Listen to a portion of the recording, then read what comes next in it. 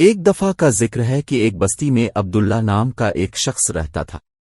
وہ اپنی ذہانت اور دلکشی کے لیے جانا جاتا تھا، لیکن وہ ضرورت سے زیادہ بات کرنے کا رجحان رکھتا تھا، اکثر بیکار گپ شپ میں مشغول رہتا تھا۔ ایک دن جب وہ بازار میں ٹہل رہا تھا، اس نے لوگوں کے ایک گروہ کو رسول اللہ صلی اللہ علیہ وسلم کی ایک حدیث پر بحث کرتے سنا۔ انہوں نے نقل کیا کہ بے شک اللہ تعالی مردوں میں ایک فاضل بولنے والے کو حقیر سمجھتا ہے جو اپنی زبان کو گائے کی طرح پھڑپھڑاتا ہے۔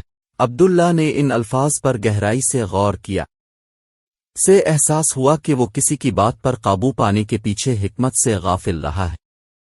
اس نے فیصلہ کیا کہ یہ تبدیلی کا وقت۔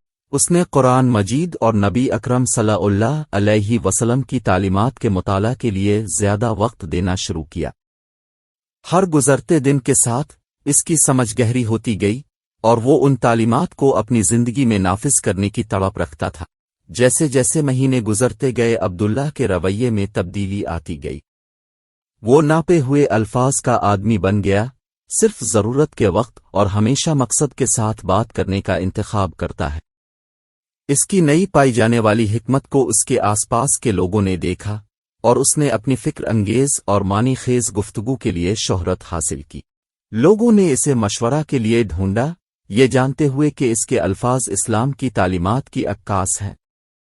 اس کی حکمت ان لوگوں کے لیے روشنی کا مینار بن گئی جنہیں رہنمائی کی ضرورت تھی، اور اس کی موجودگی کو ان تمام لوگوں نے پسند کیا جو اسے جانتے تھے۔ ایک دن احمد نامی نوجوان بھاری دل کے ساتھ عبداللہ کے پاس آیا۔ وہ ایک مخمسے کا سامنا کر رہا تھا اور رہنمائی کی تلاش میں تھا۔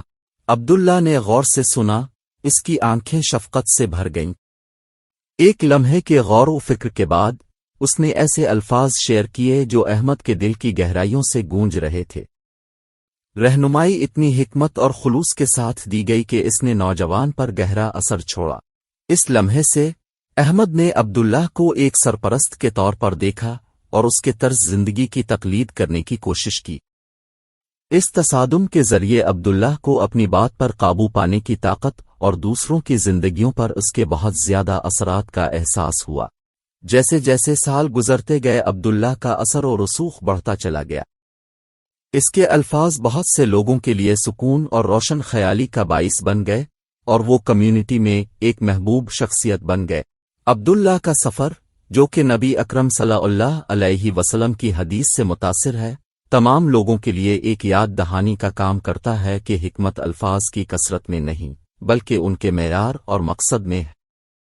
ان کی میراث اس گہری تبدیلی کا ثبوت بن گئی جو اس وقت رونما ہو سکتی ہے جب کوئی شخص سچے دل سے اسلام کی تعلیمات کو قبول کرے۔